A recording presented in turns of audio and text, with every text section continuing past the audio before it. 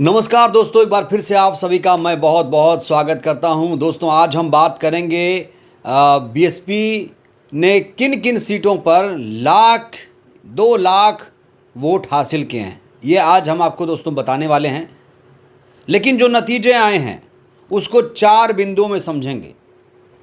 दोस्तों, इस नतीजे के मायने क्या है, सबसे बड़ा सवाल ये है। दोस्तों, सबसे पहले समझते हैं कि ये जो नतीजा आया है 543 लोकसभा सीटों पर जो नतीजे आए हैं उसके मायने क्या हैं। इसका जो नतीजा दोस्तों आया है, वो जो जनादेश आया है उसमें जनता ने साफ तौर पर मोदी को नकार दिया है। अयोध्या में दोस्तों बीजेपी हार गई है।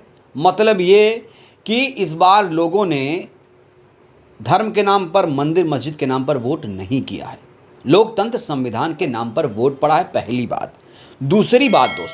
दूसरी बात यह कि बीजेपी का 400 पार का जो सपना है चकनाचूर हो चुका है। तीसरी बात, उत्तर प्रदेश में भारतीय जनता पार्टी 30 के अंदर सिमट रही है और उत्तर प्रदेश में इंडिया गठबंधन ने कमाल किया है। दोस्तों, चौथी और महत्वपूर्ण बात ये कि बीएसपी बीजेपी की बी टीम नहीं है, क्योंकि बीजेपी यूपी में हार गई है, शर्मनाक हार हुई है। तो जो लोग ये कह रहे थे कि बीएसपी बीजेपी की बी टीम है, दोस्तों उन्हें ये कहना बंद करना चाहिए और बीएसपी को भी अब अपना सोशल मीडिया हैंडल मजबूत करना पड़ेगा, बीएसपी को काम करना पड़ेगा दोस्तों।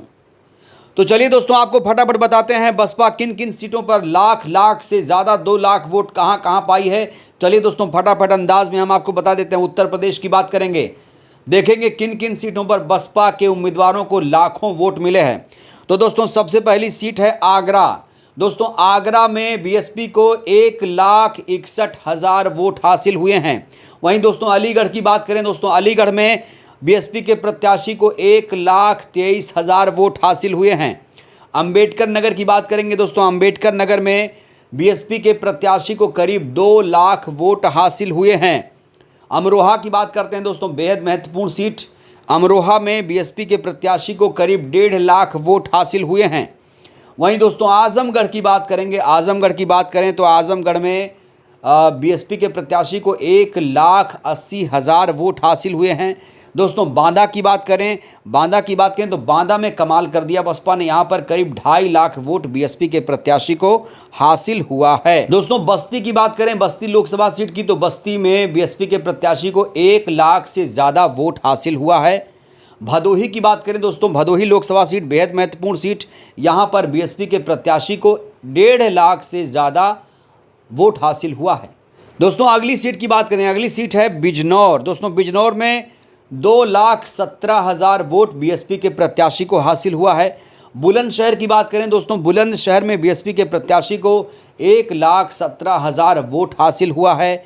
वहीं दोस्तों चंदौली एक लोकसभा सीट है जहां पर बीएसपी के प्रत्याशी को 1,60,000 वोट हासिल हुआ है।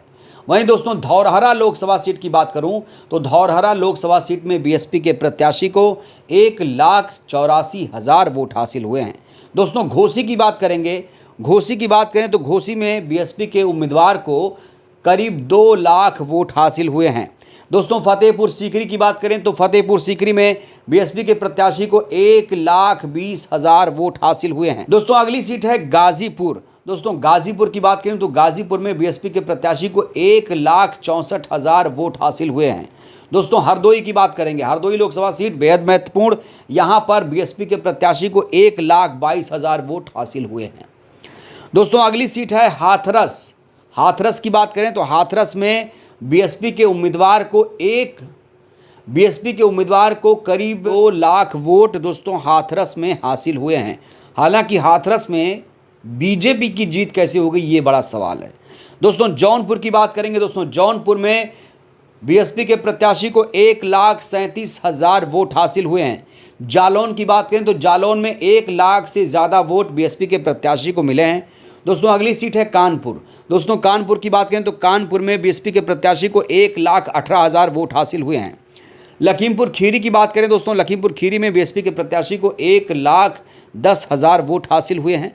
दोस्तों लालगंज बसपा जीतते रह गई है, यहाँ पर बीएसपी के प्रत्याशी को वोट तो अच्छा खासा मिला लेकिन हार हुई है।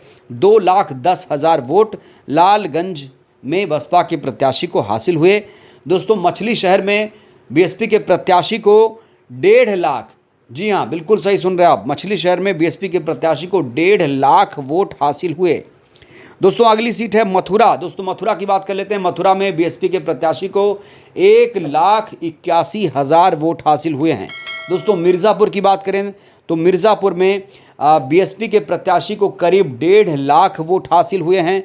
दोस्तों मिश्रिख एक लोकसभा सीट है जहां पर बीएसपी के प्रत्याशी को 1,11,000 वोट हासिल हुए हैं। वहीं दोस्तों मुजफ्फरनगर की बात करेंगे। मुजफ्फरनगर की बात करें तो बीएसपी के प्रत्याशी को 1,40,000 वोट हासिल हुए हैं। रॉबर्ट्सगंज की बात करेंगे दोस्तों, रॉबर्ट्सगंज में बीएसपी के प्रत्याशी को 1,10,000 वोट हासिल हुए हैं। सहारनपुर में दोस्तों करीब 2 लाख वोट बीएसपी के प्रत्याशी को हासिल हुए हैं। सहारनपुर में इंडिया के प्रत्याशी इमरान मसूद की दोस्तों जीत तय मानी जा रही है, जीत लगभग हो गई है उनकी।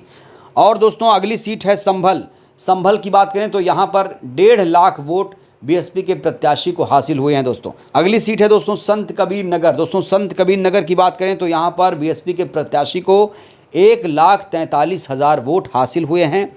अगली सीट है सुल्तानपुर। दोस्तों सुल्तानपुर में बीएसपी के प्रत्याशी को 1,62,000 वोट हासिल हुए हैं। तो दोस्तों उत्तर प्रदेश की ये 32 से 35 सीटें ऐसी हैं जहां पर बीएसपी के प्रत्याशी को 1,00,000, 1.5 लाख, 2 लाख से ज़्यादा वोट हासिल हुए।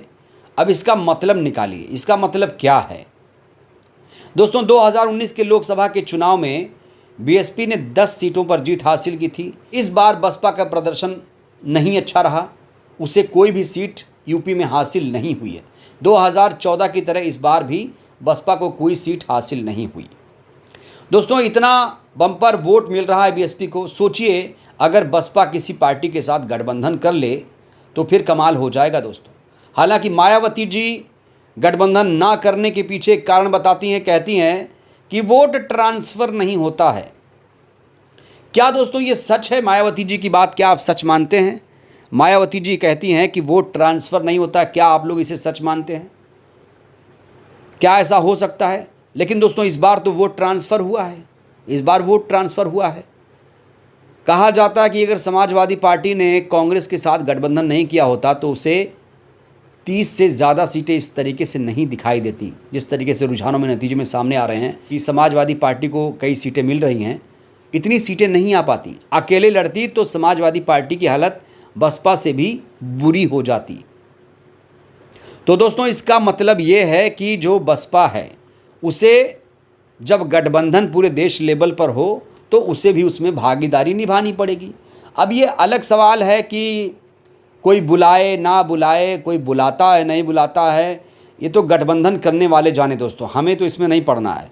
लेकिन मुझे लगता है कि अगर गठबंधन मायावती जी करती तो दोस्तों नतीजे शानदार होते। करीब करीब 30 सीटों पर बीएसपी जीत सकती थी। इन सीटों पर बसपा की जीत दोस्तों पक्की थी।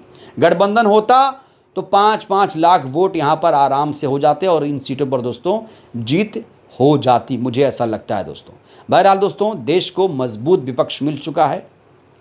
अयोध्या में बीजेपी हार चुकी है, सुल्तानपुर में बीजेपी हार चुकी है, कैराना में इंडिया गठबंधन की जीत हुई है, चंद्रशेखर आज़ाद की दोस्तों नगीना में 1.5 लाख वोट से जीत हुई है और इतिहास रच दिया है चंद्रशेखर आज़ाद ने। दोस्तों इस बार जो लोगों ने वोट किया है वो संविधान लोकतंत्र बचाने को लेकर किया है। सीधा सीधा लोगों ने यही देखा कि बस विकल्प क्या है, कैसे मोदी को हटाया जाए, लोगों ने इसको लेकर दोस्तों वोट किया। लेकिन जिन लोगों ने वोट नहीं किया है शायद वो भूल गए कि संविधान लोकतंत्र को लेकर उन्हें वोट करना चाहिए था। बहरहाल दोस्तों इस वीडियो में फिलहाल के लिए बस इतना ही। मायावती जी के इन परफॉर्मेंस को लेकर, बीएसपी के इस प्रदर्शन को लेकर आप कोई टिप्पणी करना चाहें तो ज़रूर करिए। बहुत बहुत धन्यवाद, शुक्रिया।